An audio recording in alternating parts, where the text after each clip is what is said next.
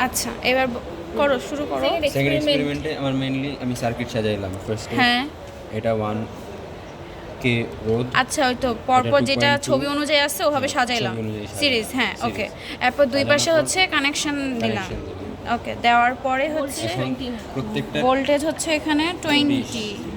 ওকে, এই যে দেখা যাচ্ছে। এটা দিয়ে চেঞ্জ করো। ওকে, এরপর এখন আমাদের প্রত্যেকটা রোদের ইন্ডিভিজুয়াল ভোল্টেজ মাপতে হবে। ইন্ডিভিজুয়াল ভোল্টেজ মাপতে হবে। আচ্ছা, তো একটাকে আমরা যদি- হচ্ছে এই যে এটাকে এক সাইডে সরায়, মানে এটাকে ব্রেক সরানো করে। লাগবে না, ব্রেক করা লাগবে আচ্ছা, না। তাহলে ব্রেক করা লাগবে না।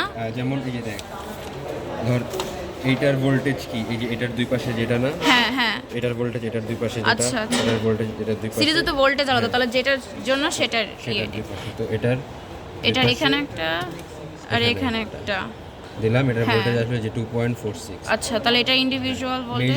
মেজার ক্যালকুলেট করলে যেটা আসে ওটা আসে 2.52, তো কাছাকাছি আছে, তো আচ্ছা। ঠিক আছে আমাদের লেভেল। হ্যাঁ, সেকেন্ডের ভোল্টেজ আসবে হুম, আহ, হ্যাঁ, এটা আসছে হচ্ছে গিয়ে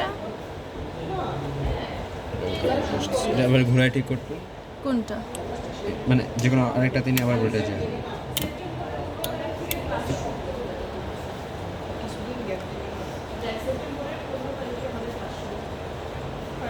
ওই তো জানুয়ারির শেষের দিক নাহলে ফেব্রুয়ারির শুরু। এই যে 5.44, হ্যাঁ, এটা তো আমাদের 5.44। 5.5 হলো নর্মাল, তো হ্যাঁ। কাছাকাছি আছে।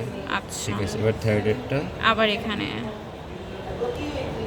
11.93, সেম 11.9 হলো আমাদের মেজার, যেটা মানে ক্যালকুলেটেড। ক্যালকুলেটেড। ওকে,